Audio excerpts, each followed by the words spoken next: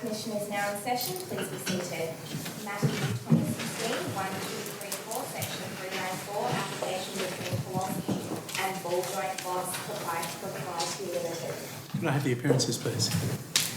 May it please the Tribunal, my name is Kelly, initial S of Counsel, and I seek permission to appear under Section 596 of the Act. I do so, Your Honour, on the basis that this is a matter that brings to the fore a new and emerging area of unfair dismissal law, which is the interaction between the private sphere and social media and the workplace. In recent times, there's been a number of decisions of commissioners of this tribunal, of the full bench of this tribunal, but also very recently a decision of the Federal Court. All of those matters are relevant and they add a degree of complexity not usually seen in an unfair dismissal case, and for that reason I submit that permission ought to be granted. Thanks, Ms Kelly. If the Commission pleases, Nick Ruskin, I appear for the respondent in this case. I seek leave to appear on the basis of Section 596 2B and C, in that the respondent is a small business and from regional Victoria and cannot represent itself. And if Ms Kelly is to be represent today, then it wouldn't be fair if my client was not represented. And you oppose Ms Kelly's application? I do not oppose her application. I might question the reasons, but I don't oppose her appearance. All right, thank you. Well, I'm satisfied it's appropriate to grant permission to appear in both cases. I'll set out my reasons in the decision. Ms Kelly? Thank you, Your Honour. Your Honour, on my client's dismissal, George Orwell walked out of 1984 and into 2016. This is a case, Your Honour, in which my client, a hard-working 27-year-old single mother, was dismissed for nothing more and nothing less than a thought crime. She dared to have a thought that criticised her employer for what she considered to be an unscrupulous business practice. She dared to form that thought. She dared to privately share that thought with one of her dearest and closest friends. That is the beginning and the end of the conduct in which my client engaged.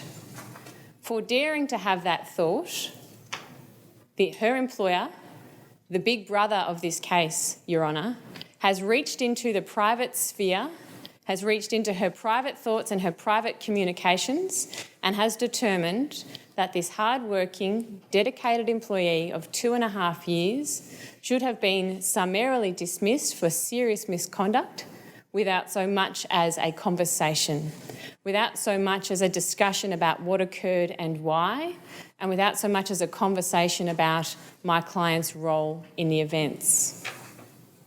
Once Your Honour has heard the evidence in the case, Your Honour will have no choice but to find that the extent of my client's conduct was private activity in the private sphere. There was no relevant connection to her employment. There was no misconduct, much less serious misconduct, such as to justify the summary termination of her employment. If any other decision were made in this case, Your Honour, then we would have 1984 in 2016, where if you want to keep a secret, you must also hide it from yourself. What the evidence is going to show is that my client, Ms Jo Kowalski, is a single mother of 27 with a young son to care for. She's been a good, diligent and loyal employee over 2.5 years with an unblemished work record. She's well known in the community as an honest and diligent worker, and she has gone to significant lengths to uphold the reputation and goodwill of her employer. You'll hear some evidence about her employer suffering a downturn in work as a result of a competitive business opening up.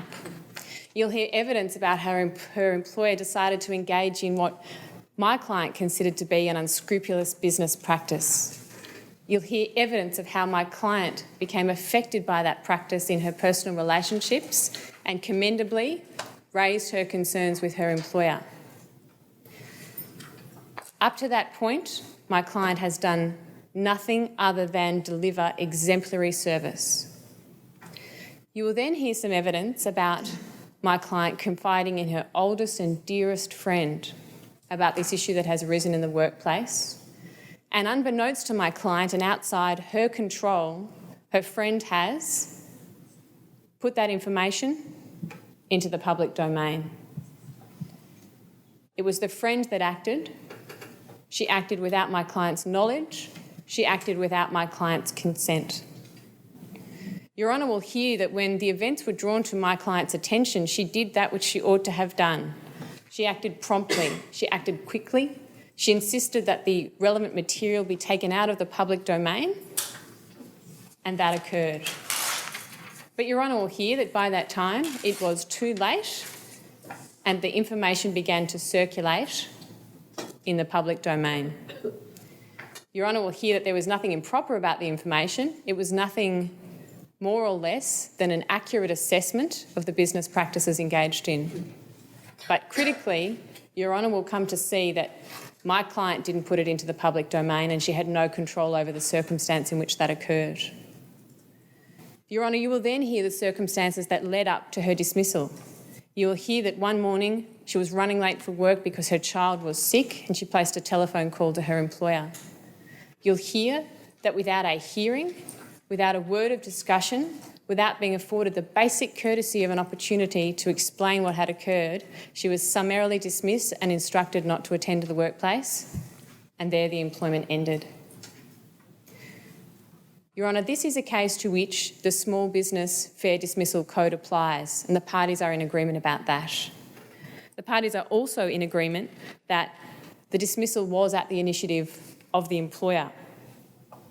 As the Small Business Fair Dismissal Code applies, and as this is a case in which serious misconduct is alleged against my client, the task before you is to determine whether or not the employer had reasonable grounds for believing that my client engaged in serious misconduct when she had a private communication in a private sphere with her oldest and dearest friend. Your Honour, I submit to you that once you've heard the evidence, not only will you not be satisfied that there was serious misconduct, you will be satisfied that there was in fact no misconduct. If that ground is made out, Your Honour, then you will also be satisfied that my client was unfairly dismissed from her employment. Your Honour, that is what I wish to say by way of opening. Unless Your Honour has any questions, I propose to call Ms Kowalski. Do you both agree about the test to be applied in the Small Business Code? Yes, Your Honour. All right. Thank you. Thank you. I call Ms Kowalski.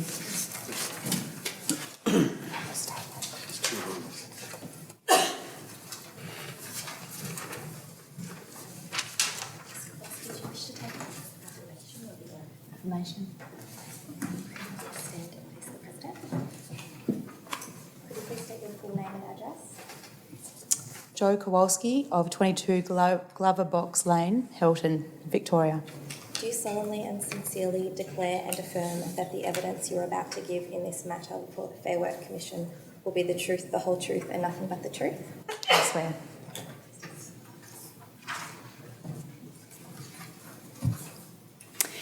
Ms Kowalski, you have made a witness statement in this proceeding. That's correct. Could I ask you to please state your full name, address and current occupation for the record? Jo Kowalski of 22 Glovebox Lane, Hilton, Victoria, currently unemployed. Do you have a copy of your witness statement with you? Yes, Can I confirm that it's 19 paragraphs that's correct. and it was signed by you on the 26th of April 2016? Correct. Ms Kowalski, do you confirm that, to the best of your knowledge and belief, that statement is true and correct? Yes, I do. Thank you. Your Honour, as you know, this is a matter in which credit has some significance, and with the consent of my learned friend, I propose to lead those parts of my client's evidence that we say bear on the critical facts and circumstances. Mm-hmm. Now, Ms Kowalski, you've given some evidence about a conversation you had on Saturday night chatting to your friend Kate. That's correct? Yes. Ms Kowalski, can you tell me who Kate is? Kate's my best friend. We've been friends for 20 years. We grew up together on the same street. What's your relationship with Kate like now? It's still really good. We remain best friends. I was her maid of honour at her wedding.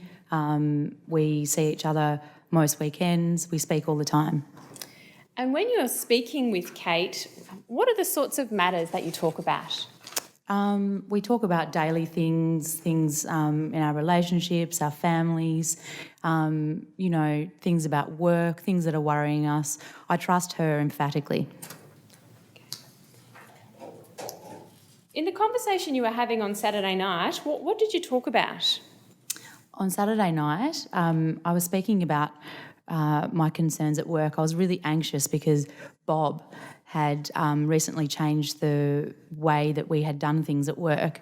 He was starting to replace parts of cars instead of fixing the problems that were with cars. And I was really concerned about that because we'd always been known for our great service and our good prices in the community. And I was really upset because people had been asking me why it was so expensive now at Bob's.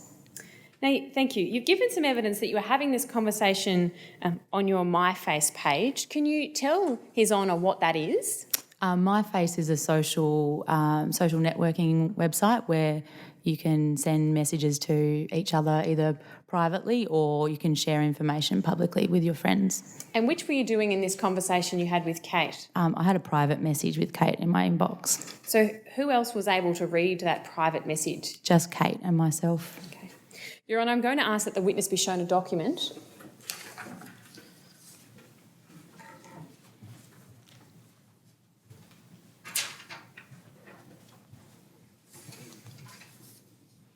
Ms Kowalski, can you look at that document and tell me if you recognise it? Yes, I do. Can you please tell His Honour what that document is? Your Honour, this is the document, this is the message thread between myself and my best friend Kate, and it was a private message on that same night, on the Saturday night. Okay. Ms Kowalski, did it remain a private message? It didn't, in fact. Can you tell me what happened? So my best friend Kate, because she was so worried about me because I was just so upset. It's all right. Take your time and feel free to stop for some water if you need it. I'm sorry. My best friend Kate was so worried about me and so angry about Bob and what they had done to their customers to start ripping them off. She shared, without me knowing, she made public that private message between the two of us. And she shared it, I think it was at about 9:32 p.m. And then I think at 9:37 p.m. I noticed that it was made public, and I immediately sent her a message to take it down. Now, when you say she did that without your knowledge, did you tell her to post it? No, I didn't. No, I thought it was just it was just a private message between us. And what did you do when you noticed that Kate had posted it to a public forum? So as soon as I knew it was public, I sent her a message immediately, a private message, saying, you have to take it down, this is really important. You know, I stressed to her that she'd sort of breached my trust because I thought we were just having a private message with each other. How long after you saw it posted on the public forum did you do that? Immediately. And did Kate take it down? She did eventually, yes, she took it down, but I believe it was too late. When you say it was too late, what do you mean by that? I think Liz saw the post, and because Liz was another disgruntled customer that had been ripped off by Bob when he changed his practices, Liz shared the post, and so within the time that it was posted by Kate and taken down, Liz had shared it and it was seen by lots of other members of the Helton community. Thank you. Now, you've given evidence about what happened next in the events that ultimately led to your dismissal, and we don't need to go over them. But it's fair to say, isn't it, Ms Kowalski, that you were very distressed by the way that you were treated? Yes. That's a leading question. Rephrase. I'll rephrase, Your Honour, thank you. Ms Kowalski, can you tell His Honour how you felt after you lost your job? I was really, really upset. I worked for 2.5 years and I was a really effective and capable worker. I'd never breached any conduct and I was, always great with the customers. and I was really upset because I knew that, you know, there's only 2 mechanics in Helton, and I knew how hard it would be to find a job. And, you know, my son, Brendan, I'm a single mother, and I've just found it so hard to find work. Have you found work yet, Ms Kowalski? I still have not found work. I'm still unemployed. They're the additional questions in chief, thank you, Your Honour, and that's the evidence for this witness. Okay, do you want to tender the statement? I do, thank you. I mark that Exhibit A1. Thank you. And, Your Honour, I might ask you to separately tender the document handed up to the witness, which is the exchange of my face messages. Is that image 1, the screenshot? That's so, Your Honour. I mark that Exhibit A2. Thank you, Your Honour. Mr Ruskin? Thank you, Your Honour. Just, Ms Kowalski, could you take me to the last document you were looking at? Just help me understand one of the words there. Do you have the email you sent to your friend telling her to withdraw the Facebook message? Do you have that document? Yes, I do. What does, you might help me with this, but it says, I think you said WTF is with that post, Kate. What's WTF? Just to help us understand. It means what? Thank you. Now, Ms Kowalski. Better informed, Mr Ruskin? Yes, thank you, Your Honour. I wanted us to know these things. I thought it might have been a World Trade or something, Your Honour. I'm sure you did. Yeah. World Trade Federation. Paragraph 13 of your statement. You say, Bob said that he couldn't afford 3 staff if he didn't make more money. You see that? You said that, didn't you? Yes. In your statement? Yeah. In your colourful, private Facebook message to your dear friend... Well, I object, Your Honour. We don't need the commentary in the questions. That's really a matter for submissions about whether it's colourful or not. The witness isn't in a position to comment on that sort of emotive language. Sure. Mr Ruskin, just Yes. rephrase your question. Yes, Your Honour. Can I just say it was colourful because I was so shocked and I didn't want her to share it. Thank you.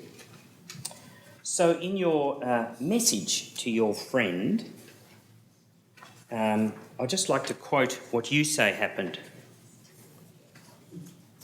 I told, this is, Bob decided we need to start replacing parts so that we can charge people more money. Did you say that? I told him it was a bull idea, but he said if I didn't like it, he would have to sack someone, and then he pointed it to me. You see it says that? Yes, That's what I you see. said? It says ponted at me. Did you mean pointed or is ponted something else? I meant pointed. You did? Yes. I didn't want to ask you that because I thought, unless it was again like that other word I asked you for its meaning and maybe it meant something else.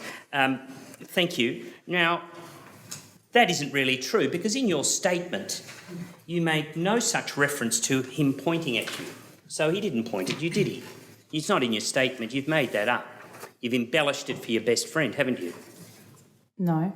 Well, it's not in your statement, is it? No, it's not. Thank you.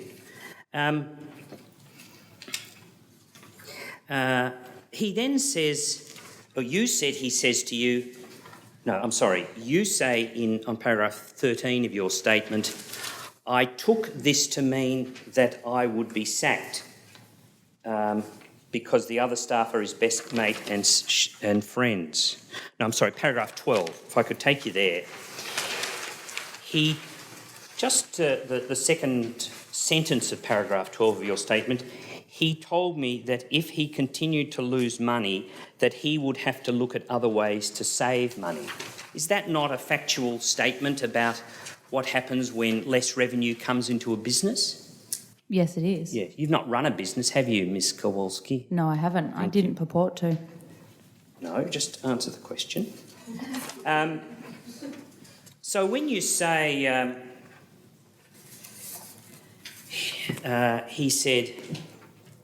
he said, again in your text message to your friend, but he said if I didn't like it, he would have to sack someone. He didn't say that, did he?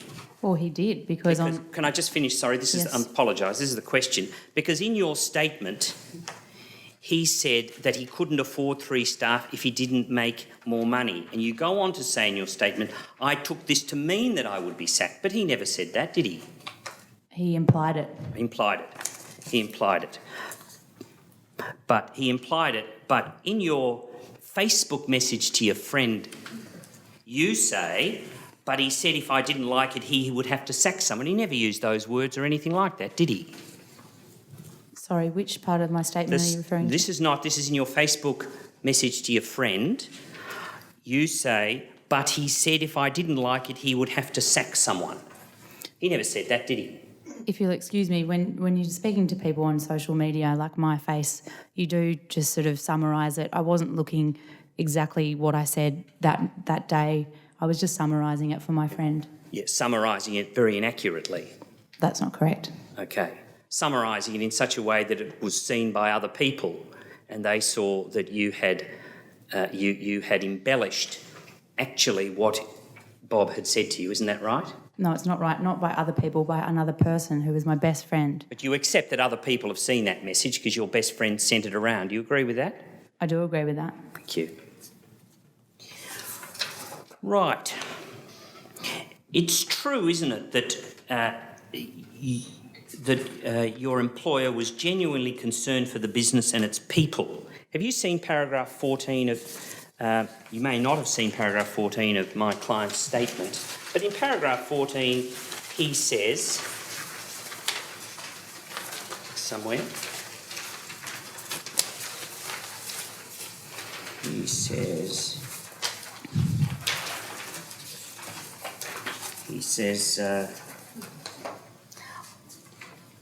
in December 2015, the business had dropped off even further and I was starting to get very worried about the viability of Bob's. I had to keep in mind that my best mate, my partner's son and Miss Kowalski were all depending on me to keep things ticking over. So isn't it the case that he was genuinely concerned about the viability of the business? It was not just a concern of him, but you. Isn't that right? He was concerned about the revenue of the business, the viability, yes. And he was concerned about the consequences of people losing their jobs? It appears so, yes. Thank you. Your actions, you agree, has destroyed his business, haven't they? I don't agree. Has your Facebook message to your friend Kate been broadcast to the world? It's been made public, yes. Yes. And do you think that puts Bob's business in a good light or a bad light? I was just stating fact. Yeah. Does it put the business in a good light, do you think, or in a bad light? A bad light. Yeah. Okay. And do you accept that it's in such a bad light that Facebook message of yours that has now gone public has effectively destroyed his business? Do you accept that? I don't accept it's destroyed his business. What, only partly destroyed his business? Well, he only has 2 employees now that he has to pay because he sacked me, so...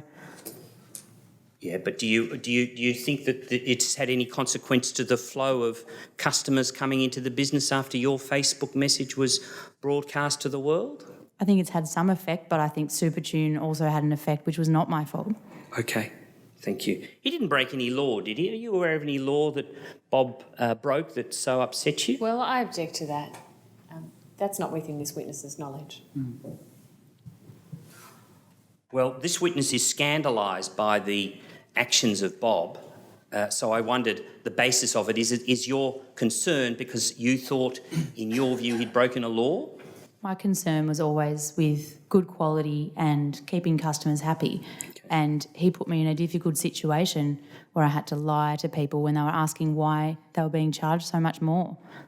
Has it made the cars any more precarious on the roads by putting new parts into the cars? Are they more precarious from your point of view, safety-wise? Perhaps because the customers have less money to pay for other things and upkeep of their car because they're charged so much. Yeah. And do you think that the cars are any safer or less safer on the roads? It could be said that they are. Safer. or less safer because the customers have less money because they're being charged exorbitant prices. Forget about the money. Cars, new parts. New parts in the cars, does that make the cars safer or less safe than not replacing the parts? Safer. Thank you.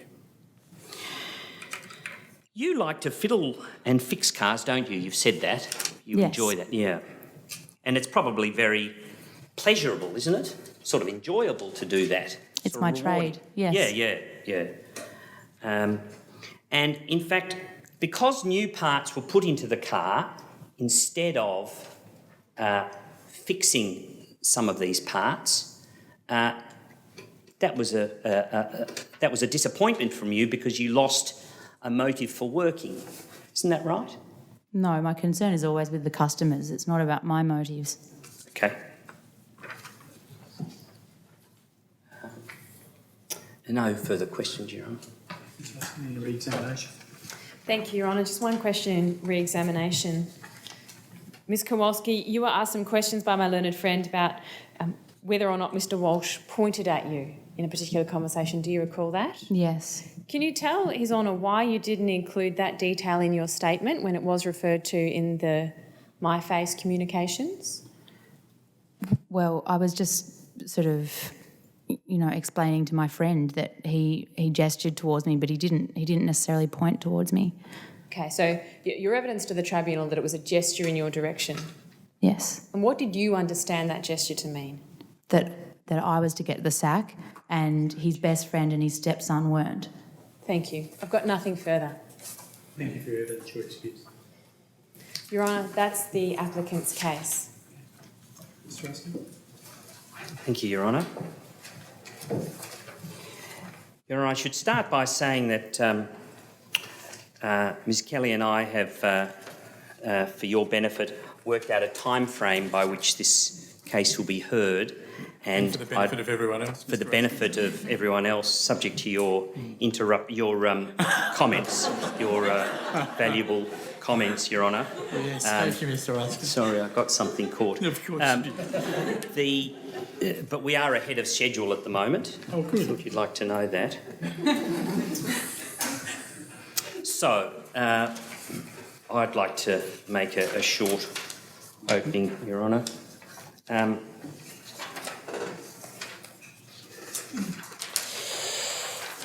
Now, Ms Kelly, in a colourful way, I think I can say that, can I? Is that all right to say that? A very colourful opening. I'll allow it, Your Honour. In a very colourful opening, Ms Kelly talks about a book that some of us have read called 1984 by George Orwell.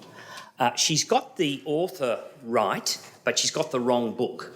He actually wrote Down and Out in Paris and London, and that's the situation her client has put us in today, because we're all worse off because of what she did. So George Orwell is on the money, just not 1984. The way to consider this case is a bit like what Your Honour will know as the eggshell skull rule. A person is liable for the consequences resulting from his or her negligent activities leading to injury to another person, even if that person suffers an unusually high level of damage. Another example of it is if a trespasser's wrongful presence on the victim's property so terrifies the victim that he or she has a heart attack, the trespasser will be liable for the damage stemming from his or her original tort. And this is a case, in a small business case, of a trespasser, namely this employee, ex-employee, who breached her contract of employment. She engaged in wrongful conduct, which I'll come to, and she may say she never intended to cause any damage. We don't know that. But we do know that she did try and stop this Facebook message. But the consequence of her wrongful conduct was to not risk this business, not risk the reputation of this business, but trash it. It's led to a calamitous outcome for the employer. Her conduct, in our case, amounted to serious misconduct, and the employer had a belief on reasonable grounds that the conduct was sufficiently serious to justify dismissal. Now, it wasn't harsh to dismiss. She only had 2.5 years of employment. You're aware of the Star case, where that employee said certain things but was reinstated. He had 19 years of employment. I think this employee only had 2.5 years. This is a case, and I might say, Your Honour, if you didn't know, that case is on appeal. And in my view, it should be overturned, but that's another matter. This is a case about a very small business in a small country town where reputation is king, compared to the city of Melbourne with its millions of people. This business consults with its employees, its 3 employees, about changed practice arrangements, proposed changed practice arrangements, and to the credit of the employer, seeks staff input. Where a staff member doesn't like the change. Ms. Kowalski doesn't like the change. We don't know why. She thinks it's a terrible thing.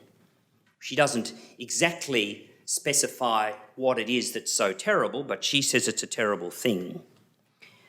So she's invited to put alternatives to stave off the fall in business that has arisen because a competitor has opened up across the road that does business in a certain way.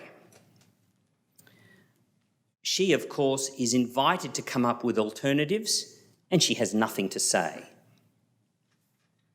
The objection by Ms. Kowalski is no different to the staff member of a retail outlet who would typically welcome a customer into the shop, ask if the customer needed help and leave the customer alone to do their shopping.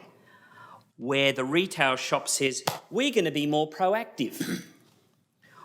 We're going to be more proactive selling stock. We're going to push stock. We're going to push stock. We're going to ask them many more questions about what they really want to buy, show them stuff, tell them what's on sale, inquire about them, keep talking to them, encourage them to buy, tell them there's a special if there is one, especially today, and if it's true. That's a very changed retail approach. And Ms. Kowalski in that might say, oh, I don't like that. That's awfully mean. One shouldn't do that. I object. Now, that's what my client did. That was the change in work practice that my client did, which was that instead of seeking where possible to to amend parts, he replaced small parts. He replaced parts, just like his competitor did. That is the way of the world. How's that the same as your retail example? Well, it's the same because in the retail example, you are pushing a customer, you are making someone do something, a staff member, that they don't like doing, but which is perfectly lawful, to push sales. And this person and my client had decided that it was prudent business management to replace parts. If the client didn't want the parts replaced, they wouldn't be replaced. I'm not sure what turns on your client's conduct, but I'm just struggling to see how it is in a retail context where you might be pushing sales with a customer, but ultimately it's the customer's choice about whether to purchase it or not. Whereas it seems with your client,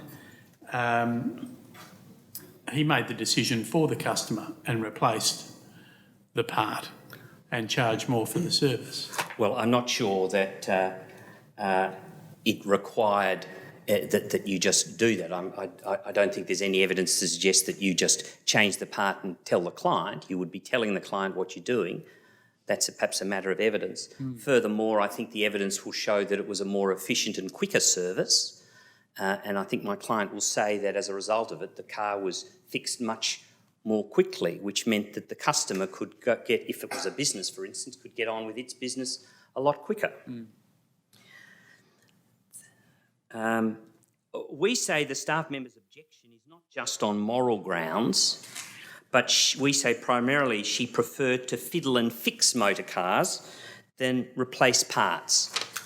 So that's what she liked to do, which didn't accord with what this business was doing. And what's very different about this and other social media cases, Your Honour, is that this is about an employee who breached her duty in the first place. She breached her duty by failing to act in the employer's best interests. She acted inimical to those interests, and most importantly, she breached the duty of confidentiality by sending her Facebook message to her friend, which wasn't just a statement, it was a very negative statement. She conveyed to her, a third party, confidential information about the business. And that, Your Honour, is a breach of her contract, and she must live with the consequences of that. What do you say was the confidential information? Confidential information was the change in work practice whereby the customer would not have the part where possible fixed, but a new part would be placed into the... I thought you'd indicated that was something that was put to the customer. So it was the customer's choice as to whether they were... No, but the change in methodology, that would be the approach, was something that was confidential. The change in the business practice was confidential. That is what we're going to do. It was hardly something that you were going to broadcast. It was a change in work practice, and we say it had all the qualities of confidential information. Why wasn't it a change that you broadcast? It was a change in business strategy. A change in business strategy, and a change in business strategy is something that you can keep confidential. You don't have to broadcast to retailers, when you come into this shop, we're going to assail you with sales. No. Okay. Was Ms Kowalski informed that it was confidential? Well, I'll come to that, Your Honour, but by the very nature of the way that it was conveyed, it met all the relevant tests of confidential information pursuant to Blythe and Chemicals and Seeger and Copytex, which I will provide later. So my client makes a lawful change in practice that was confidential. This then goes public in a small town. Wasn't that a bit foreseeable? And causes our client's reputation to be thrashed, business gutted, and the character of the owner, it's not just the business, assassinated. And the applicant says it's unfair. How did this happen? Because of her actions. She breached her duty and destroyed the business that nurtured and supported her. And we Australians support small business. It was fair and right what he did. The cause of his destruction was removed. Thank you, Your Honour. I'd like to call my witness. Certainly. What's his name? Robert Walsh.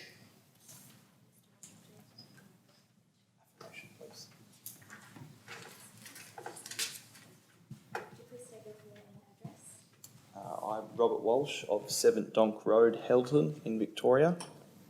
Do solemnly and sincerely declare and affirm that the evidence you're about to give in this matter before the Fair Work Commission will be the truth, the whole truth, and nothing but the truth?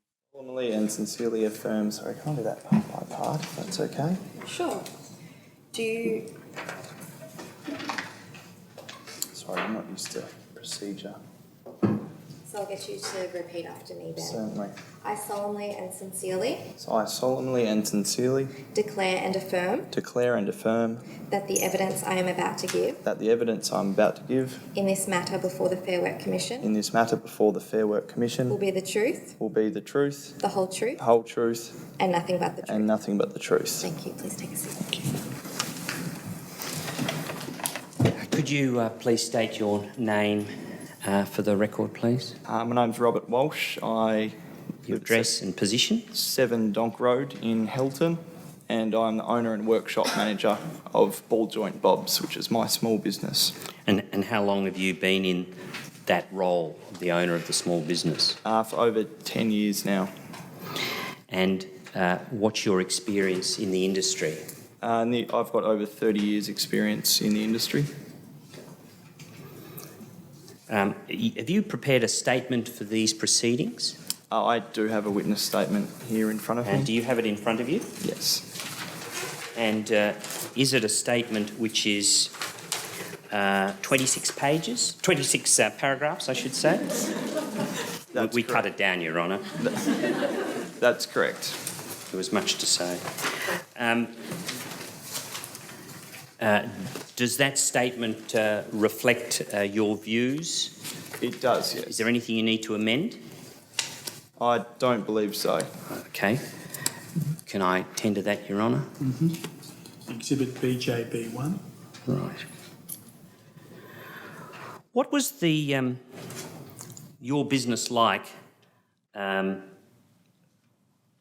before the day before the applicant's employment was ended? It had already been going downhill for some time in terms of revenue. I think we were about 25% down on what we were prior to the new competitor Supertune opening up in town. So it was definitely less than it once was. And before Supertune opened up, what was the business like? Did it fluctuate? Was it stable? What was it like? I would say it was very stable. We were well regarded within the local community, and we had a lot of loyal customers. And today, which is a period of time since the applicant's employment has ended, what's the business like? As of now, the business is certainly on struggle street. I would say our reputation's been trashed and our business standing ruined. Thank you. Given that, how many staff will you need to service the business, do you think? Currently, And future projections, perhaps? I will do my best to maintain the 2 staff I employ, but I'll probably struggle to even do that, I'd say. The viability is not looking very good for me anymore, and the rest of my employees too. Now, how important is reputation in your line of business? In a small town such as Helton, reputation's everything. The way we're perceived and how we go about our business is paramount to our viability. Yes. Can you tell the Commission about the change in business practice that has been discussed and that you've heard today?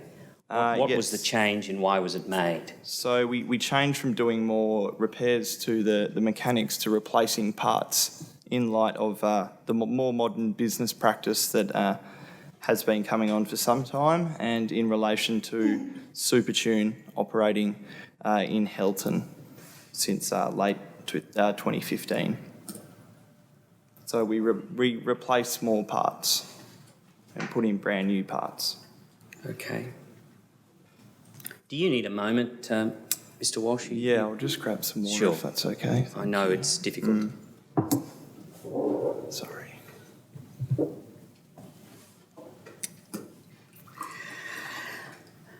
I'll go on with my questions while you're doing that. Sure. You dismissed the applicant. Why did you do that?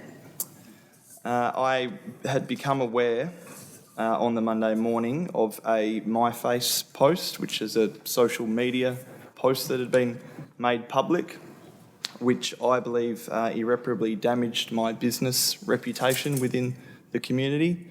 to a point where I struggle to see how we're going to survive. And I saw on that post that it was Ms. Kowalski, my former employee, who had written the things that caused this. This post, do you have that, what you think is the post? Is it? I do here. Is it a post which says Bob's decided we need to start replacing parts? Mm-hmm. Is that the one? Yeah, I have that here. Yes.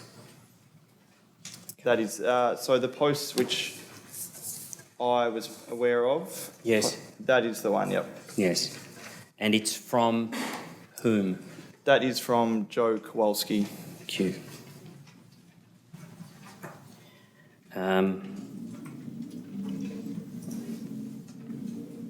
And is there another post there from Ms. Kowalski did you see any other posts from Ms. Kowalski?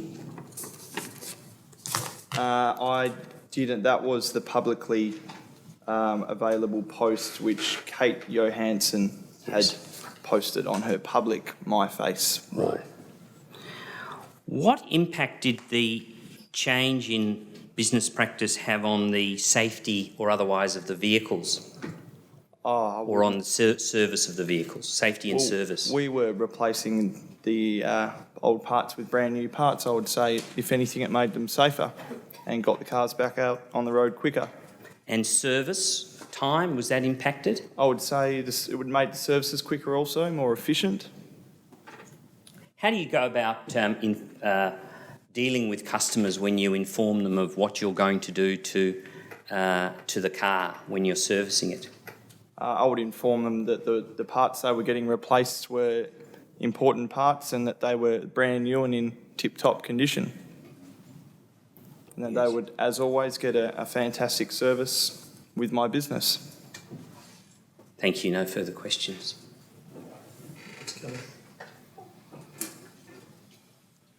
Mr. Walsh, the new system you've described is safer, quicker and faster. That being the case, why didn't you implement it any earlier? In light of the changing business reality in Hilton, I needed to make a business practice change to replace more parts. And the reason you did that is because you could earn more money replacing parts than fixing them. There was a revenue decrease, and so this decision was made in light of that revenue decrease. Mr. Walsh, I want you to listen to the question I'm asking you and answer yes or no. You introduced the business practice so that you could charge customers more money. For brand new parts, yes. You earned more revenue from brand new parts than you did from replacing or fixing old parts, I should say. Yes, it increased revenue. You don't seriously contend that in the past you were letting your customers go out driving unsafe vehicles, do you? No, the quality of our repairs was a very high standard, so no. Well, Mr. Walsh, if this new system was safer, quicker and faster and it made you more money, why did you agonise about making it over the Christmas break? Well, we have new competition in town, and I know that my employees, and Joe in particular, enjoyed the way we did our business previously, even if the revenue perhaps wasn't as much as we could have got doing business otherwise. So your evidence to the tribunal is that even though you could earn more money, provide customers with safer vehicles, give them a quicker and a faster service, you didn't do that in the past because your employees like to spend more time servicing the vehicles. That's not the only reason, but it was the way we did business before, and I guess we got used to doing it that way, being the main mechanical repair auto shop in town. Now, doing things safer, quicker and faster, they're all things that are likely to drive growth in your business, aren't they, Mr. Walsh? Yes, I would say so. And this safer, quicker and faster business practice is still in place today, isn't it? Yes, it is. It is, yeah. I don't know how much longer we'll be in business, but yep, for the time being. Now, safer, quicker, faster, they're all good things for customers, aren't they? Yes, they are. So there's nothing about this new business practice that you'd want to hide from anybody, is there? No, I don't think I was hiding anything. I'm not asking you if you were hiding anything. I'm putting to you a proposition that there's nothing in this new business practice that you would need to hide from a customer, is there? No. From the customer's perspective, they get a safer vehicle. And in your experience, you've been in this game for 10 years now, that's something customers are going to be interested in, isn't it? It is, yes. They get a faster turnaround, and again, that's something customers are interested in, isn't it? Yes, we like to get them back on the road as soon as possible. The downside for the customer is that it increases the cost.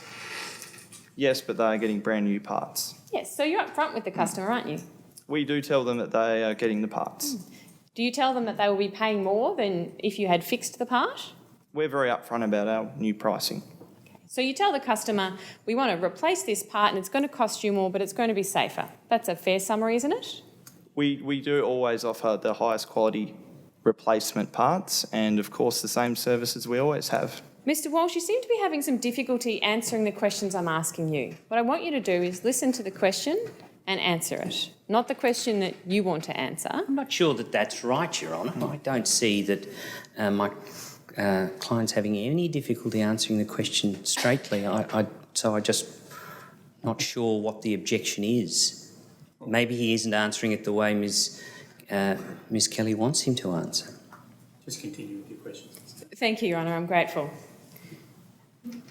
Now, what I'm putting to you, Mr. Walsh, is that you are upfront with your clients that by replacing a part, they are going to be spending more money than if you fixed the old one. That's correct? Yes. And you tell them that that's something that is in their interests because their vehicle will then be safer. Yes, I suppose so. So you would agree with me that there is no element of the new business practice that you try to hide from your clients? No. No, you don't agree with me, or no, you don't try and hide it? I don't try and hide the fact that we're replacing parts, no. Well, it's not just the fact that you're not replacing parts. You don't hide the increased cost, do you? You're upfront with them about it. Yes, and I think they understand in light of the new commercial reality in town that it might cost a little bit more, but we'll still provide the same top quality service. And that top quality service is what business is all about in a small town, isn't it, Mr. Walsh? Exactly, reputation. I agree. And trust between you and your customers? And loyalty, yes. Now, let's talk about loyalty. Ms. Kowalski was a loyal employee over 2.5 years, wasn't she? Over the 2.5 years, yes, she was a good employee. You've given some evidence that, in fact, she had a perfect employment record. Yes, that's right, yeah. She was a trusted member of the business, wasn't she? She was. And when you had difficulties and issues, you sat down and talked to Ms. Kowalski, didn't you? Yes, I'm very consultative with all my staff. And that's the general practice that you adopt, isn't it? Yes. And wherever there was an issue or a concern, you would go to the employee, wouldn't you, and say, here's the difficulty, let's work together to sort this out. I would raise business consultations regularly, yes. And performance issues as well, if they ever arose. You raised those with your employees, didn't you? Yeah, I would. It's fair to say you ran a collegiate family business, didn't you, Mr. Walsh? It was a very small business, so I did consider everyone, yes, to be family. And Ms. Kowalski is included in that, isn't she? She's somebody that you considered to be family. Yes, I guess so, yes. Now, you've given some evidence about Supertune coming to town and the effect that that had on your business. And you say that you agonised over the decision over the Christmas break to implement this change. That's correct? That is correct.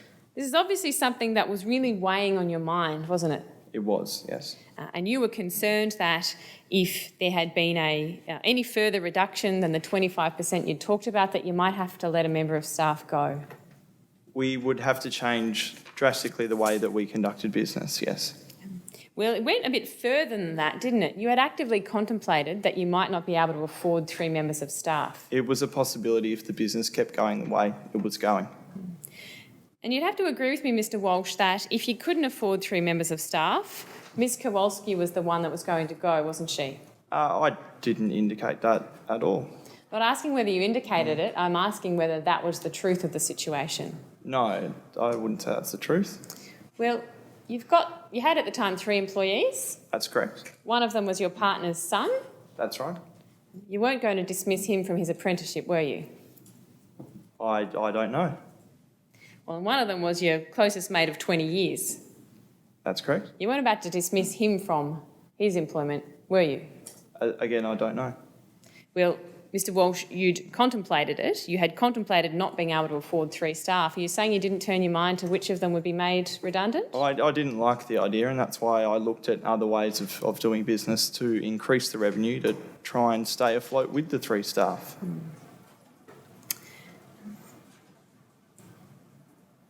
Now, had the implementation of the changes made any difference in the business at the time that Ms Kowalski was dismissed? It had increased revenue, yes.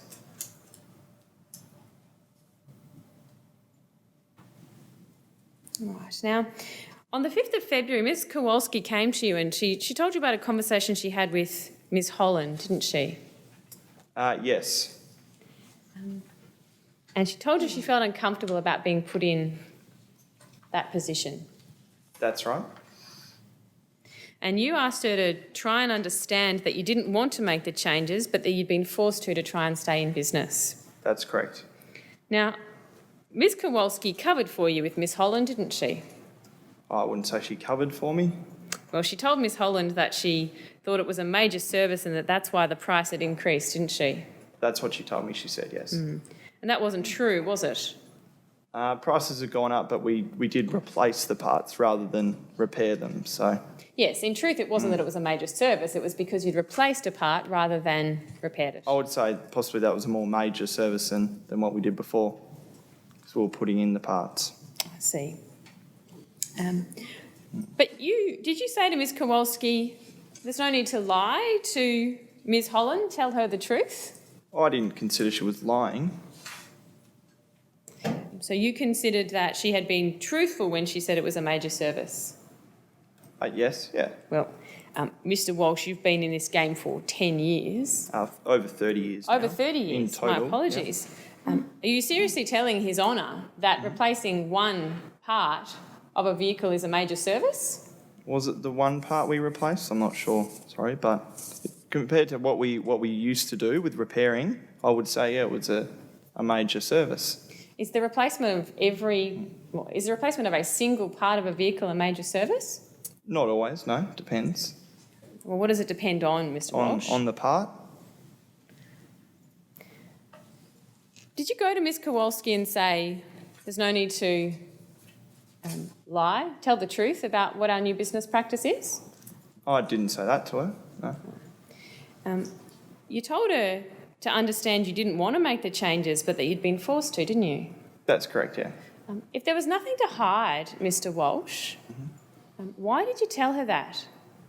To Ms Kowalski, I was put in a situation where I had to change the way we did business. I wasn't 100% happy about having to be in that position, but it was the necessary thing I thought to do at the time. Well, the truth of the matter, Mr Walsh, is that your customers were going to be unhappy, weren't they, if they knew that you were no longer providing the older, cheaper service? I don't think anyone likes paying more. No, so you'd agree with me that customers are going to be unhappy if they have to pay more rather than being able to access the cheaper alternative. We like to keep our prices as low as possible, but we were offering a new, different service in line with the more modern idea of what customers want, which is brand new parts. The question I asked Mr Walsh was, do you accept that customers are going to be unhappy if they are forced to pay more for one service in place of being able to access the cheaper repair service? Possibly, yes.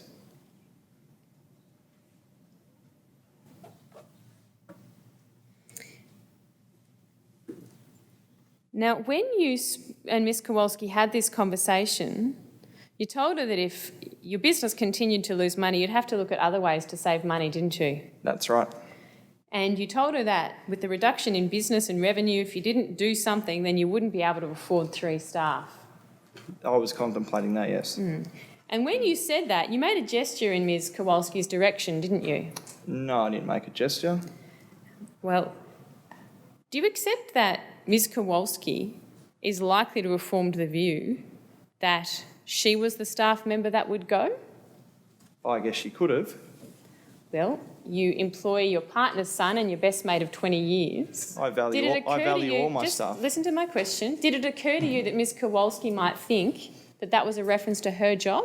She might think, yes. And did it occur to you at the time that you said it to her that she might form that view? I guess everyone was open to form whatever view they would like to of what I said. But you accept that that is a reasonable conclusion for her to have formed from what you said? Not a conclusion, but it's a possibility. And you didn't do anything to reassure Ms. Kowalski, did you, that you would sit down and talk with her before any decision was made? Well, I asked her if she had any suggestions, any alternatives to how we could increase our revenue coming in. And she wasn't able to give you any suggestions, was she? Not at the time, no, she wasn't. And do you accept that that's another factor that's likely to have meant that she was anxious about losing her employment? I suppose we were all at a bit of a loss. But I posed the question to everyone. Now, you're aware, Mr. Walsh, that if you dismiss an employee other than for serious misconduct, you're provided to provide them with notice of the dismissal? I'm not 100% sure, but I suppose so, yes. Now, you say in paragraph 25 that you saw her MyFace post. Do you see that in your statement? Yes, yeah, I did see that in the morning. Now, the post that you saw was in fact a post from a Ms. Kate Johansson, wasn't it, Mr. Yes, it was. Kowalski. Yes. But the post itself was written by Joe Kowalski. Well, it says it was written by Joe Kowalski, doesn't it? It does, yes. And at the time you saw it, you didn't know whether Ms. Kowalski had posted it herself? Well, it has her name on the top of it, so But you made an assumption. I drew the conclusion that she'd written it, yes, which was reasonable in my opinion. But you accept it wasn't Ms. Kowalski who posted it to MyFace at all, don't you? It was Ms. Johansson. She did post it on the MyFace social media service. And at the time you saw this, did you know whether she'd posted it to a public forum or a private one? I don't really know how it works that much, but Did you ask anybody how it works? no, I just knew it was out there and everyone had seen it, and that's why I was getting abused at my business in the morning. And so what you did then was you took a phone call from Ms. Kowalski, that's correct, isn't it? Yeah, when she let me know she was running it a bit late, yes. And you told her that you'd seen her MyFace post, That's right. and then you told her that she was sacked and to make arrangements to pick up her tools and belongings later on. I did say that maybe she shouldn't bother coming in, but perhaps arrange to come and get her tools at another time. You sacked her, didn't you? It had the effect of telling her not to come back to work, yes. Mr. Walsh, you seem to have difficulties giving me a direct answer to a direct question. Did you sack her, yes or no? Yes, I was very upset. So, over what I'd seen and the consequence it had had for our already struggling business, so yes. And because you were so upset, you didn't say to her, what are the circumstances of this? Did you? No, but I knew that everyone had already seen it, so... You didn't say, Joe, you're a loyal and trusted and valued member of my family. Let's sit down and talk about this? I expected a loyal and trusted member not to have put such confidential information in the public sphere in the first place. You didn't say to her, Joe, can we sit down and talk about this, did you? No. You didn't say to her, Joe, what's your explanation for this, did you? No. You didn't say, Joe, can you please explain to me why you've done what you've done? No. What you did do was do exactly what your customers were concerned you were going to do, isn't it? Sorry, can you rephrase that question? Sure. You're taking phone calls from people who are reading this post and thinking that you're about to sack Joe Kowalski. Oh, I never threatened to sack her. No, I'm talking about these people who are calling up and who are saying they've seen this post and who are concerned that you're about to sack Ms. Kowalski. That's what these people are saying to you, isn't it? I guess that's what they're saying. And they were unhappy, weren't they? These were angry phone calls. Well, she'd been telling them I threatened to sack her, which I never did. Well, when did she tell them that, Mr. Walsh? Well, I suppose when she was posting to my face. Well, who was she posting to? I'm not sure. You didn't ask her, did you? Well, I guess it was this other person she was speaking with. Well, Mr. Walsh, the evidence that we've heard from Ms. Kowalski that, in fact, she had a private conversation with Ms. Johansson that only she and Ms. Johansson were part of, and then it was Ms. Johansson who decided to post it to my face. A private conversation involving confidential information. Tell me about the confidential information, Mr. Walsh. It was conveyed at our workplace, and it involved a change in business operation and strategy.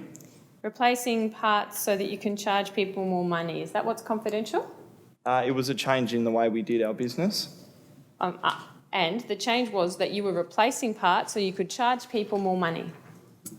By putting in brand new parts, yes, it did cost Well, it doesn't more. say anything about putting in brand new parts, does it? We did replace the parts, yes. No. But you're concerned that Ms. Kowalski has put confidential information into the public domain, and I'm asking you what that confidential information is. Did you consider it to be confidential that you had started replacing parts so that you could charge people more money? The way she phrases it isn't how I would, but she was discussing what was talked about at work in confidence with myself and her colleagues. Well, you've just given evidence that you were completely upfront with customers about the change in work practice. When they come in for a service, yeah, we'd tell them the increased price So what was confidential about it? because it was a consultation between myself and my employees at work. And in your view, that made it enough for it to be confidential? The way it was expressed and how we talked about it, yes, I didn't expect anyone to go and talk about it on social media afterwards, no. You agree with me, though, that what Ms. Kowalski has said is true, isn't it? I wouldn't say that. Did you decide to start replacing parts? We did change our practice to replace parts. And you did that so that you could charge people more money, didn't you? To increase revenue, yes. So you would agree with me that Ms. Kowalski's statement is accurate? No, I wouldn't say that. Which part's not accurate? Well, for starters, the part that says that I threatened to sack her. We're talking about the first sentence, Mr. Walsh. Just stick with the question you're being asked, please. What part of the first sentence do you say is inaccurate?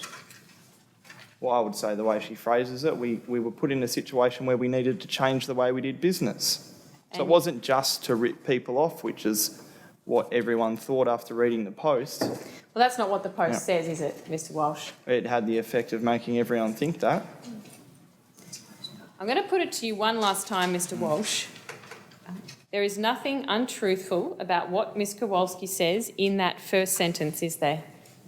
I believe that she didn't convey the entire reason behind why we changed the way we do business, so I don't agree with that. There is nothing in the words she has written that is untruthful. In that entire post, In the first sentence, Mr. Walsh.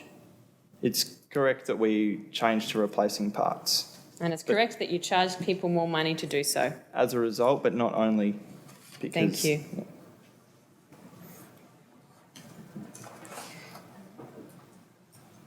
Now, I'm going to go back to these angry calls. You agreed with me that you were getting calls from angry customers who were concerned that you were going to sack Ms. Kowalski. That's correct, isn't it? Yes, that's part of the reason they were calling. And then you proceeded to sack Ms. Kowalski. That's correct? After I'd seen what was on my face, yes. And in fact, that's why you have continued to lose business, isn't it? Because your customers are unhappy that you threatened to sack Ms. Kowalski and then you made good on the threat. No, I never threatened to sack her, and I believe she told everyone I was ripping them off, and that's what made it worse. That was the real consequence. She damaged my reputation in the town so badly, now no one trusts me and doesn't want to do business with me. She told one person. That doesn't damage your reputation across the whole of a town, does it? More than one person saw the post on my face. But you accept that it was Ms. Johansson that put it on my face and not Ms. Kowalski. That's how it got publicly broadcast, yes. Would you have sacked Ms. Kowalski for telling one person? Well, I guess I wouldn't have known if it had remained private, but the consequence of her putting it on my face meant that the whole town knew about it, and that affected my business. The consequence of Ms. Johansson putting it on my face meant that the whole town knew. That's right, isn't it? But that's right, but if Joe hadn't written it in the first place, then it wouldn't have got out there. And if Ms. Johansson hadn't posted it, it wouldn't have got out there either, would it? I suppose it wouldn't have, no.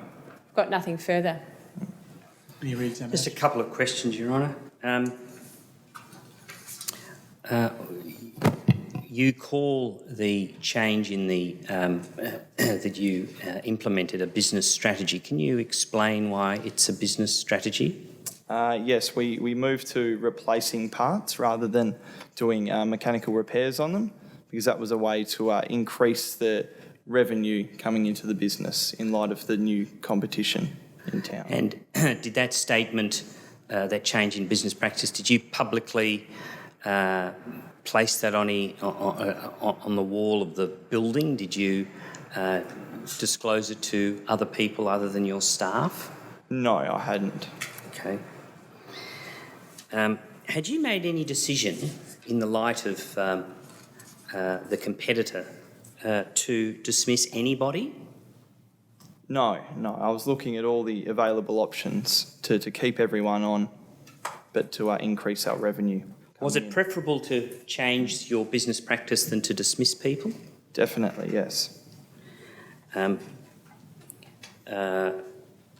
you decided, had you turned your mind to the question of if you had to dismiss anyone, who it would be? Not at that stage, no. No.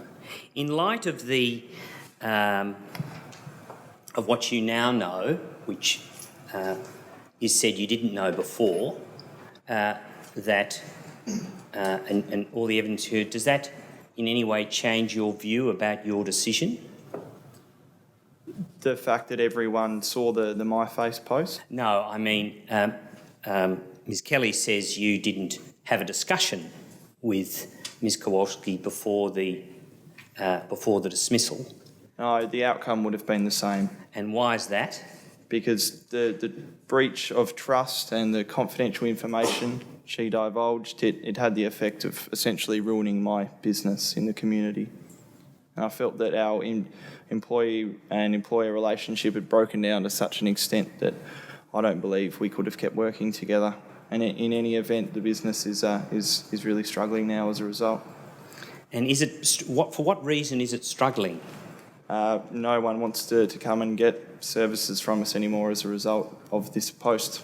But which bit do you think has led them not to want to come to you? That we were ripping them off, in essence. Thank you. You feel you have your choice.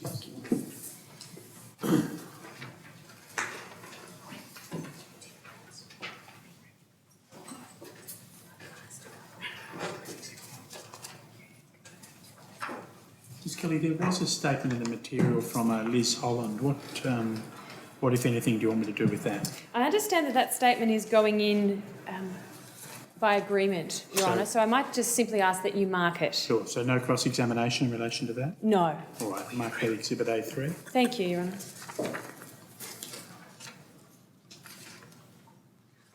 Honour. Your Honour, could I just have a moment? Ms. Kelly says we've agreed on this, and I just wanted to have a discussion with her about what we apparently agreed on.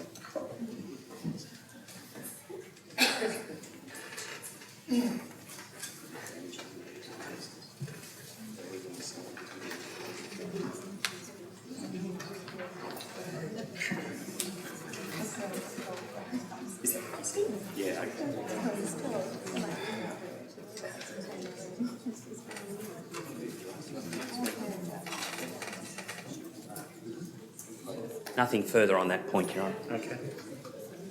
Yes. Thank you, Your Honour.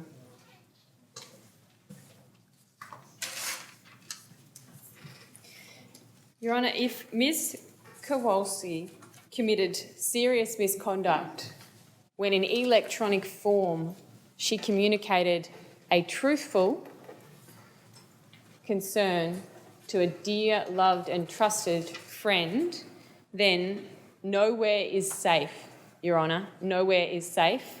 The big brother employer is watching.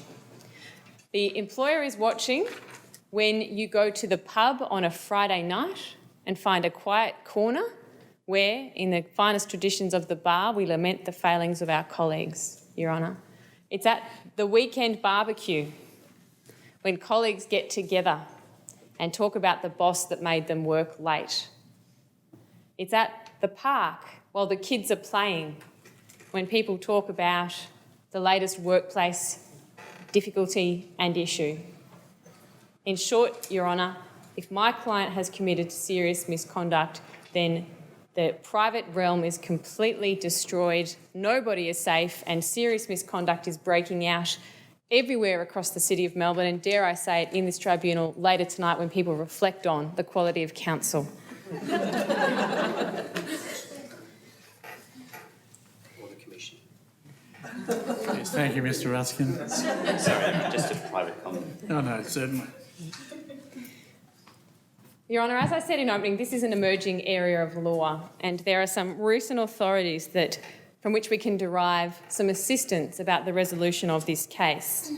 In the matter of Little and Credit Corp Group Limited, 2013 Fair Work Commission 9642, it was said that it was inevitable with the seismic shift to the phenomenon of social media as a means of widespread instantaneous communication that it would lead to new issues in the workplace, and so it has become. In that case, this tribunal went on to say that the issues include the extent of the use of social media while at work, the content of such communications, and whether they be work or non-work related, and that employers have had to respond to this new phenomenon with appropriate policies and codes of conduct, just as they have with other things in the past.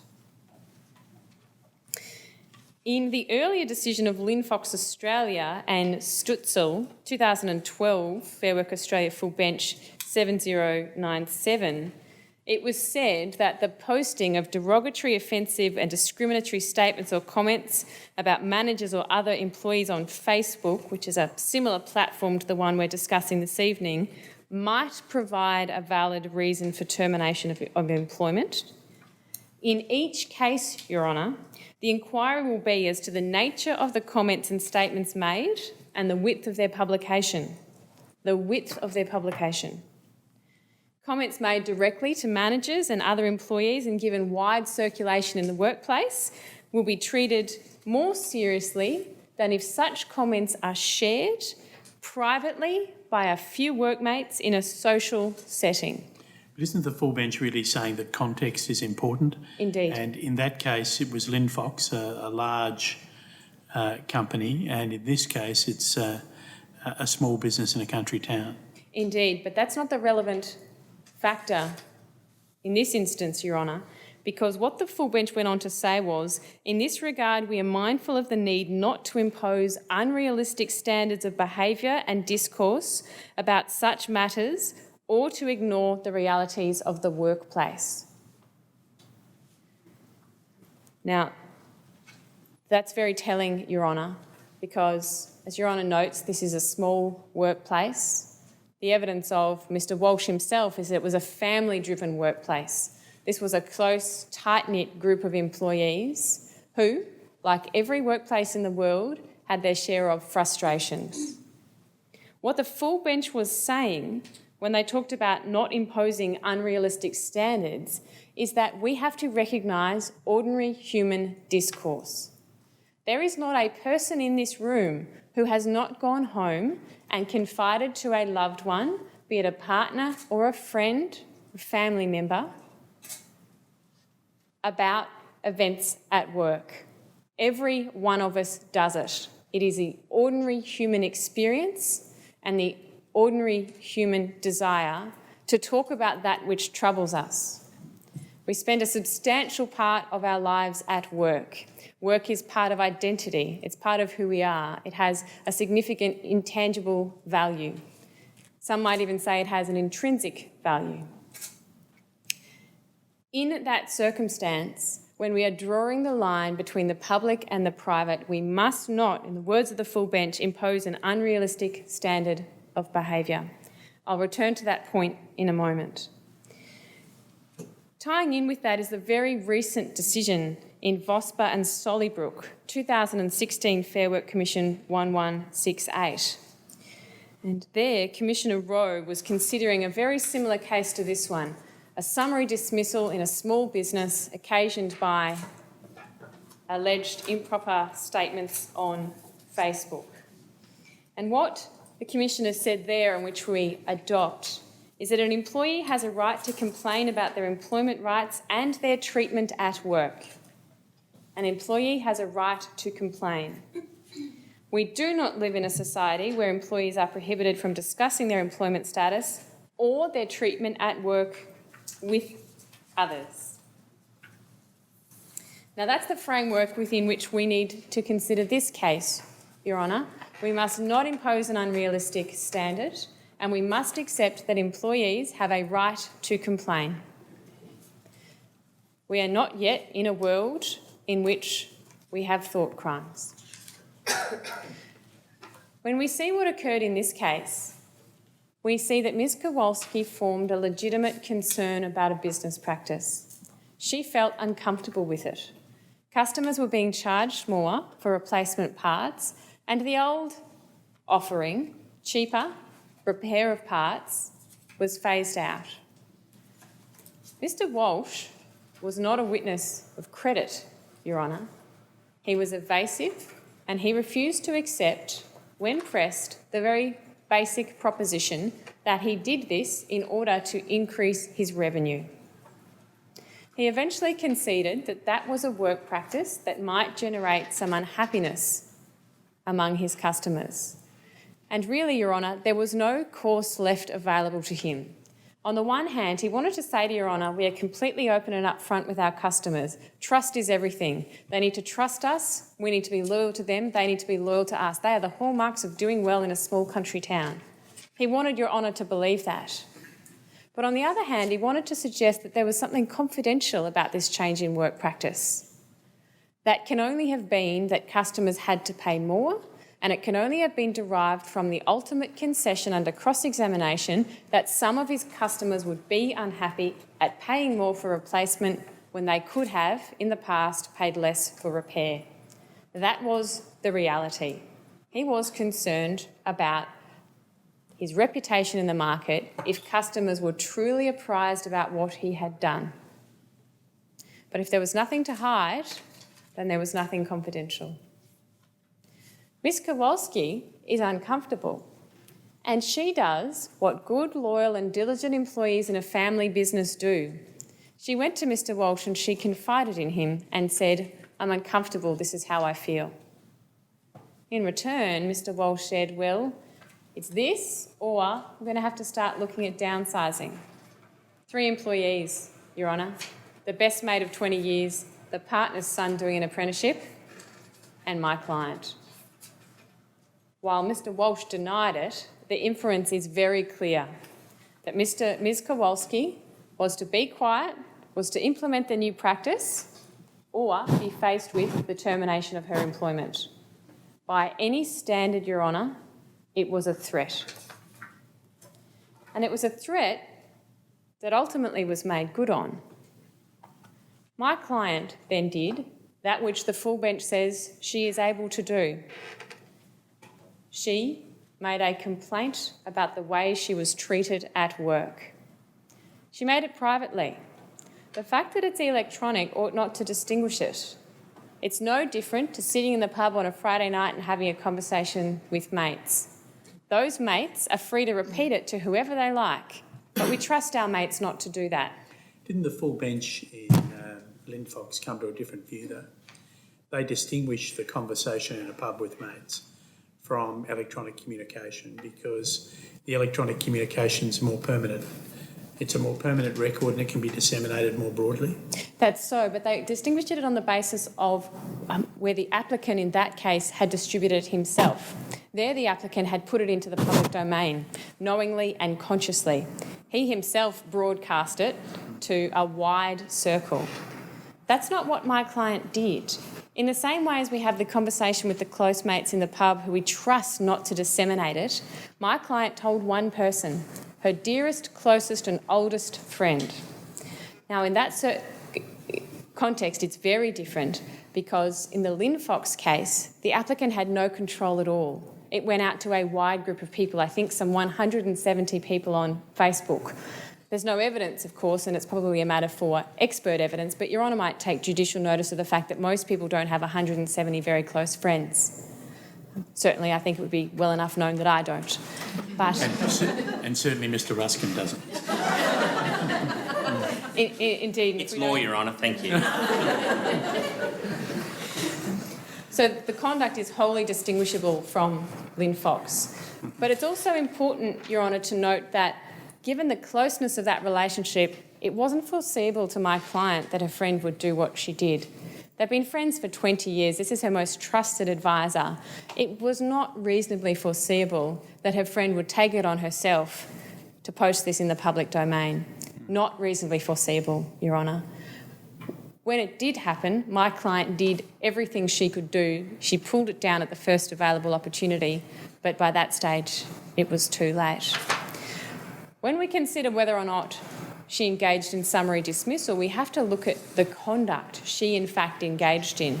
She posted in a private forum to her best friend a complaint about her employment. But it's a complaint that we say was wholly accurate. Certainly as to the first sentence, Your Honour can be comfortably satisfied she didn't say anything untrue. And as to the second, we say there was a clear inference of a threat and that my client should be believed on the question of a gesture. But in any event, she colloquially expressed what had happened. There was no significant deviation from the facts as agreed between the parties. But this is not a case where Your Honour needs to be positively satisfied about whether she engaged in the conduct. Because we're dealing with the Small Business Fair Dismissal Code, you only need to consider whether or not Mr Walsh had reasonable grounds for believing that she engaged in serious misconduct. On no measure, Your Honour, could you be satisfied with that. Mr Walsh admitted that he acted on the conduct of Ms Johansson. He admitted that that was the post he was referring to when he took the decision to dismiss my client. And he did it without talking to her, without asking her how it happened, without asking her whether she told Ms Johansson to do it or whether she was in any way party to it being published. He saw it, his evidence was he got angry and he sacked. He had no reasonable basis for believing at that time that she had engaged in serious misconduct. If Your Honour is satisfied of those matters, you need not go any further. You need not inquire into motive. But if Your Honour felt the need to inquire into motive, the inference is clear. If we didn't make this change, somebody had to go. The 20-year mate, the partner's son apprentice, or my client. By sacking my client summarily, Mr Walsh saved himself the notice he would otherwise have had to pay. Your Honour doesn't need in my submission to go that far, but Your Honour could be comfortably satisfied that there was malefides on the evidence that you've heard today. What Your Honour can also be comfortably satisfied of is that my client did not engage in serious misconduct. If Your Honour's against me, as I said, nowhere is safe. Not the pub, not the barbecue, not the park, not a private conversation in somebody's lounge room. It truly will, Your Honour, be that Big Brother is watching us everywhere. They are the submissions for the applicant. Thank you, Ms Kelly. Mr Ruskin. Thank you, Your Honour.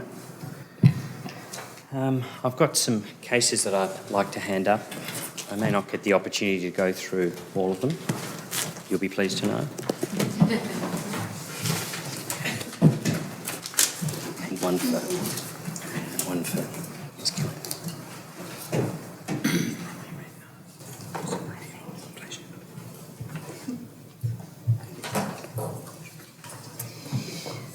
The conduct occurring outside of work and the circumstance in which it occurs, it's necessary to identify the principles defining the extent to which Bob's entitled to regulate and take disciplinary action in relation to out-of-hours conduct. There's no doubt this was out of hours on a Saturday night.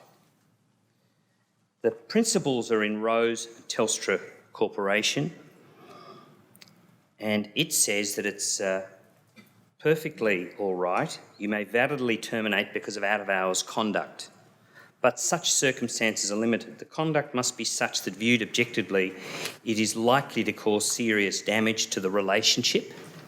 There's no doubt the relationship between employer and employee was very much affected, even both ways, because, as you heard from the evidence, Mr Walsh did trust very much Miss Kowalski. She was an excellent employee, and she then stuck a knife in his back. The conduct damages the employer's interests. There's no doubt that the posting, and I know she didn't do it, but that post damaged his business. And thirdly, the conduct is incompatible with the employee's duty as an employee. We say she did act contrary to her obligations in that she spoke ill of her employer, not just in the way that has been described in Vosper and Sollybrook, where I think it was said I wasn't being treated well. This went to the heart, not just of how she was being treated, but the character of the business, the reputation, the viability of the business. It went to its very heart. So we say that it was conduct, though out of hours, which fell within the exception, each limb of it. Further, we say it's not merely a case about an employee's use of social media. While we submit it's not merely a case about use of social media, it's worth noting the use of social media in a manner that is critical of an employee's employer has been held by numerous courts to justify serious misconduct. And I take you back, Your Honour, to my point about who started this ball rolling. She, we say, breached her duty to act in the best interests of her employer by speaking so ill of her employer, and she didn't say it in a pub. She said it by Facebook in a version which cannot be got rid of forever. And we say she also breached the duty of confidentiality. And in that respect, it's a well-established principle that a person who receives information in confidence shall not take unfair advantage of it. Now, we say the conduct was confidential information for these reasons. In Coco and A&L Clark Engineers Limited, 1969-65 RPC 41, His Honour Justice Megarry listed 3 requirements for an action in breach of confidence.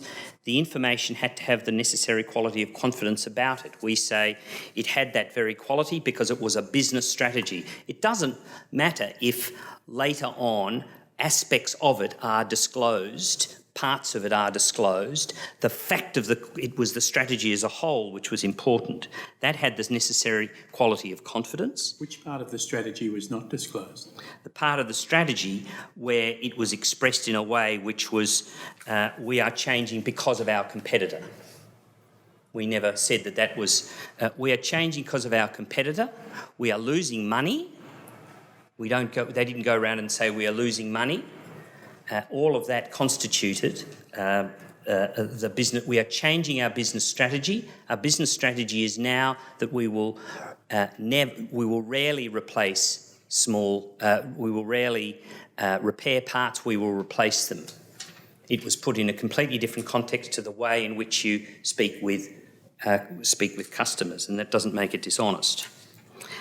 The information must have been in part and in circumstances importing an obligation of confidence. It was done in the confidence of the business. It wasn't done on the road. It wasn't done by a public speaker. It was the nature of changing a business strategy and unauthorised use of the information. We say it was not open to her to, and people do it, but she got caught.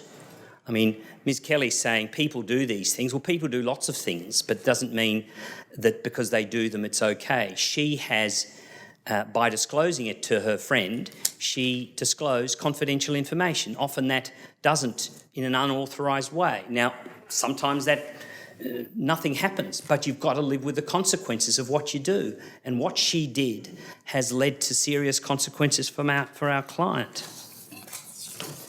The egg shell principle is very relevant there. The flow-on implications. You can't take away from the point that that's what has caused this. The case of Starr in the Department of Human Services was an employee who was sacked after 21 years, and we know that he was ultimately reinstated because of his years of service of 21 years, compared to 2.5 from, I was going to say young Miss Kowalski, but I won't say that. I don't mind if he does, Your Honour. Who has a very big career ahead of her with her obvious skills as a motor mechanic. And in those cases, Vice President Hatcher described the statements that Mr Starr made about the department as being utterly disgraceful and embarrassing. Now, I can't think of anything, well, I can think of some things, but what was said by the applicant about the business went to the heart of its reputation. It wasn't just a comment like, I didn't get a bonus, as in the Fitzgerald case, the hairdresser case. It wasn't just a comment about, I don't like my boss, he's mean. This went to the character of the owner and the reputation of the business. And she had no right to do it, and she must live with the consequences.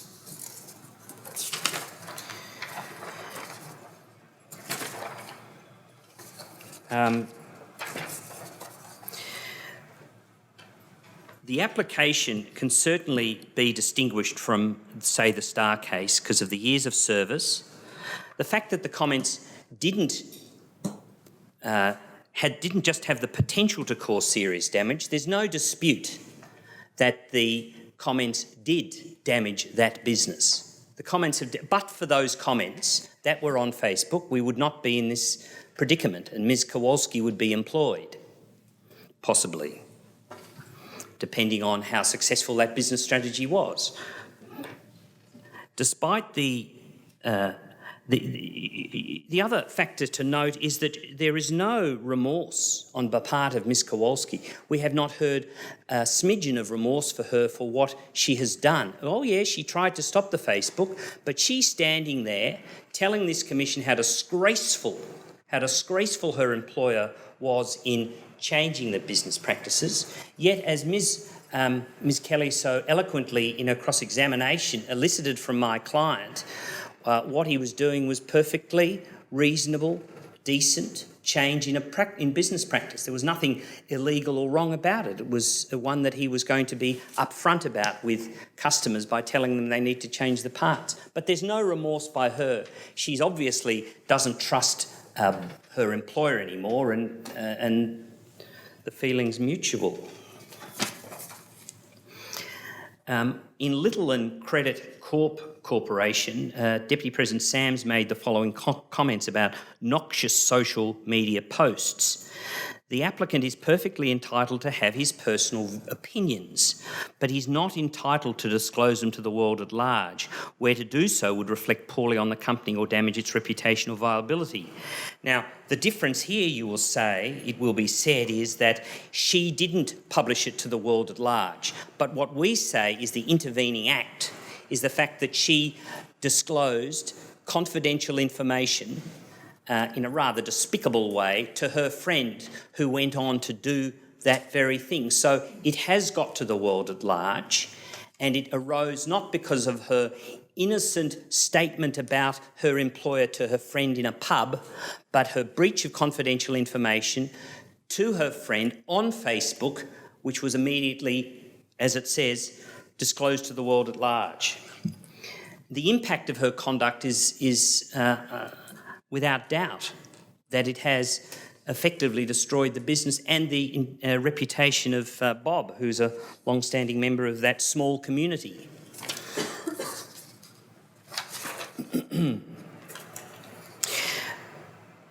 We know the principles of the Small Business Code set out in Ryman and Thrash. That is, that you take account of what is serious misconduct within the meaning of the regulations. Your Honour knows the regulation says one act of serious misconduct is impact on reputation, viability and profitability of an employer. There can be no doubt that this conduct, well, there's no doubt that the Facebook message has effectively seriously impaired the business. There's no doubt about that. There may be doubt about how that arose. Now, we say that it was quite evident to any employer that the post that Mr. Walsh saw, which was seen by the world at large, was a post that, in his view and anybody else's view, was damaging to the business. The way that it was expressed, it wasn't just, oh, that's a true statement. It was put in such a way as to must damage the reputation, the viability and perhaps the profitability of the business, but certainly the reputation. So we say, and in circumstances where we say that that conduct was serious misconduct because it was a breach of confidence, it arose in a breach of confidence, we say that that was a reasonable belief to say that it was serious misconduct to warrant dismissal. Now, the other part of that test, as you know, Your Honour, is belief is based on reasonable grounds. Well, what were the reasonable grounds? She had told him that she didn't like this change in practice. He knew that. He had calls coming in to him from irate customers referring to the Facebook post and expressing disgust with him. So he knew that as well. Furthermore, he knew that the post were the words of Miss Kowalski. Now, it is said, oh, who knows? How did he know that it was Miss Kowalski that said it? He didn't know it. He didn't have an affidavit that said it was hers. He didn't have a statement from her that said it was hers. It was consistent with what she had been saying to him, you know, her concerns about this, and it was clearly from her. So I think you can impose these very fine natural justice principles for your large and experienced employer, but don't imply it to the small business of 3 people in this regional town. It was evident to a reasonable person that she had sent it. And the other point I want to make is that in Guthrie, one of the considerations as to why the dismissal of Mr. Guthrie was fair, even though the employer had not put to the employee, given her an opportunity to respond, in Guthrie it was said, but that wouldn't have changed anything. And we heard the evidence of Mr. Walsh to say that the dismissal, that in the information he knows now, which is exactly the information, which confirms the information he had at the time, wouldn't have changed anything. He also knew her very well, and that was a factor in the Guthrie case, such that it wasn't necessary or it was to go and speak with her. So on that basis, Your Honour, we say that the dismissal is not unfair. It is a very small business. It is in a close community where reputation and everything, and it's been trashed by the actions of Miss Kowalski, using that principle I talked about earlier. She has to accept responsibility for action. She's never shown remorse. She did try and stop it, but it was too late. She is not a modern-day whistleblower. She chose not to accept the change, which was a perfectly lawful change, as Miss Kelly has helpfully pointed out in her cross-examination. She has disparaged her boss and its business. She has broken her contract of employment, and she must live with the consequences. Who is worse off in this matter? Mr. Walsh. He has not only has a struggling business, but he has his reputation tarnished. Ms. Kowalski has not had her reputation tarnished, but she has tarnished his reputation. The relationship of trust and confidence is utterly broken. She has assailed her employer and there is no coming back. If you do not find for me in this matter, Your Honour, in relation to whether it's unfair or not, which would surprise me, I would say that in the alternative, it would be evident from the morning of the day that Ms. Kowalski was sacked that there was a redundancy situation.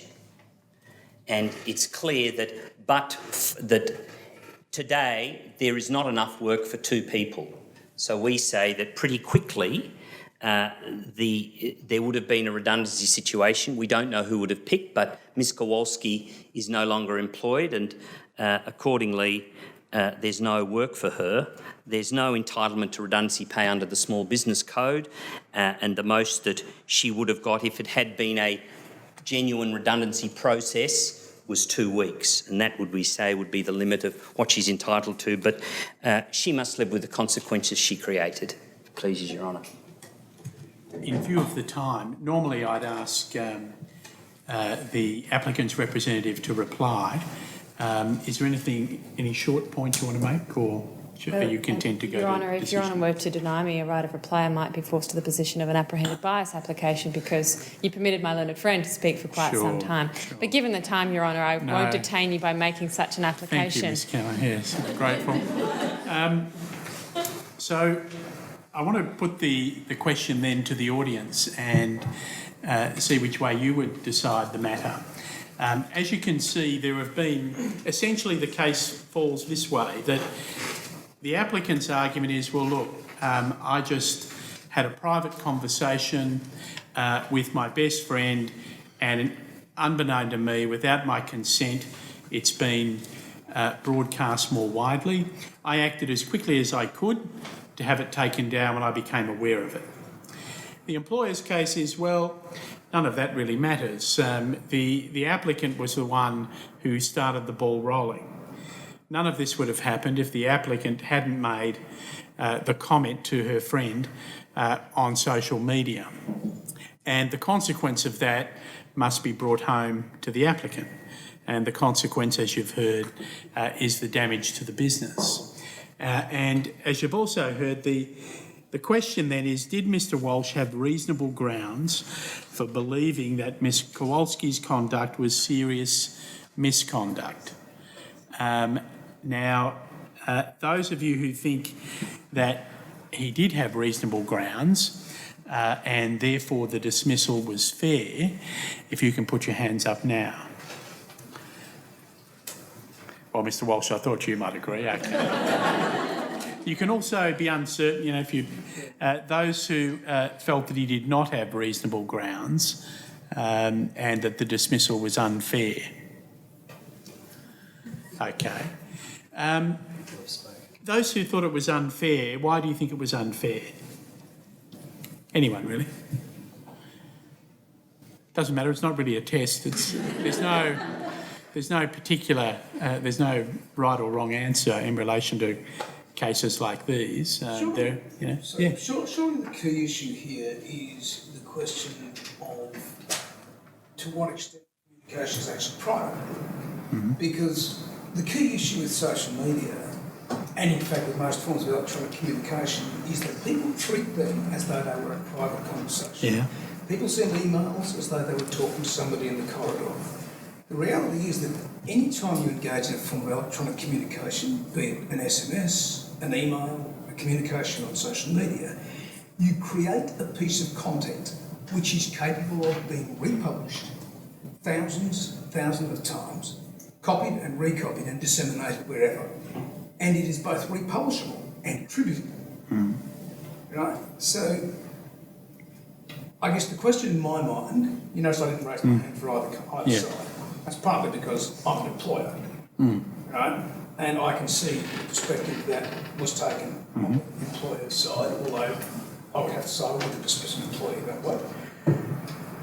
The key question, it seems to me, is whether or not creating a piece of republishable attributable content is a private communication. And I'm not sure that I understand that from a legal perspective. Yeah, well, I suppose the things that are relevant in looking at this case are the extent to which the applicant believed it was private. Because if you take the view that nothing's private in social media, then that would seem to go against the authorities that you look at the context. And here it would be said in favour of the applicant that had she been motivated by malice, then she might have broadcast it more widely. And there's the legal question of, was it really a breach of confidential information? I thought, Mr Walsh's case on that was pretty much destroyed in cross-examination when, and of course he's in an impossible position because what does he say? Well, yes, the strategy was to rip off my clients. And so I think that's relevant as well.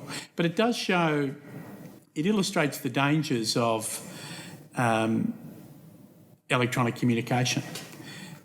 It comes up more frequently these days, certainly in dismissal cases it's coming up, but in recruitment it comes up. And I have 4 daughters and I'm constantly telling them, do not post that on your Facebook page. Nobody wants to know that you had a great time on Saturday night and you're there carousing around with your friends at the pub. Because to the extent it does become, as you say, it becomes public information at some point, and the problem then is if someone else follows you, it goes onto someone else's website. You don't really know. It's not limited to your 170 closest friends. It's their friends and so on. And it's not unusual for employers to look at social media, to Google individuals, to see what they can find out about the person they might be employing. So it's certainly a very pervasive form of communication, and I think it'd be misguided to think it's going to remain private. Yeah. I think if they had a valid reason to terminate, I guess the question becomes, they didn't provide her with an opportunity to respond. So as an employer, I think that key part is by failing her an opportunity to respond to that. So you may came to that same conclusion, but was never provided with that opportunity. So I think where that argument is completely failed. Are there other aspects that say no? I would agree that there was reason to terminate. You did damage her reputation, but by not allowing her that opportunity, then that's where that becomes a bit unjust or harsh, however you apply it. Yeah. Look, I mean, the complicating feature of this case is a small business dismissal code, but if it was a straightforward unfair dismissal, then you'd have to form a view about was there a valid reason, and I think, and that's based on the evidence before the tribunal. So reasonable minds might differ about that question, but I don't think there would be much doubt about the other elements of the things you have to take into account. It was obvious there was no opportunity provided, which seemed odd given Mr Walsh's concern and family, regarded Miss Kowalski as one of the family until she stabbed him in the back, as Mr Ruskin put it. That's what family members sometimes do. Talking about your family there, are you, Nick? Might explain why he has so few friends. So, yeah, look, I think that would be the difficulty in that case, and also a good record up to that point. Those sorts of issues would all come to bear on the question of whether it was harsh, whether the penalty was proportionate to the misconduct. Most people would agree that, well, it wasn't the smartest thing to do. Might be the way you might characterise it. You sort of think, well, it was a bit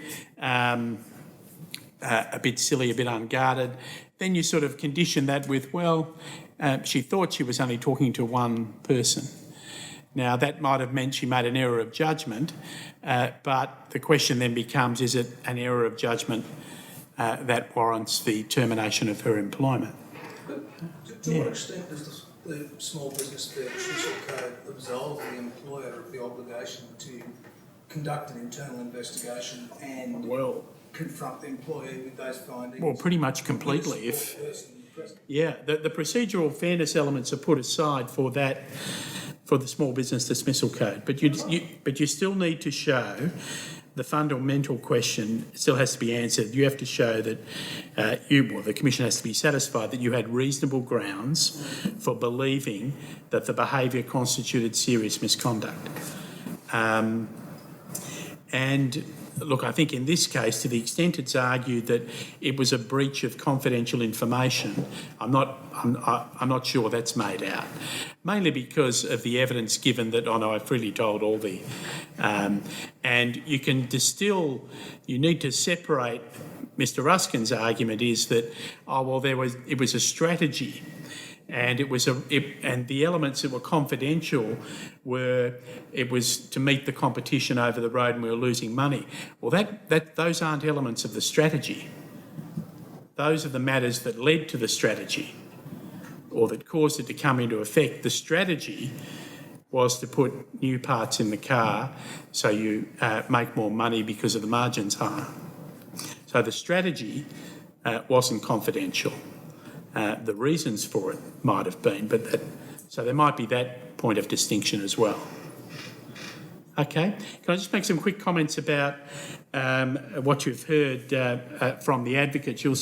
You will have seen the way they approach cross-examination, and there are different ways of making the point to the tribunal that the witness isn't answering the question. There was Mr Ruskin's approach. He just kept asking the question. Do you accept that it damaged my client's business? And eventually he gets the answer he wants, yes.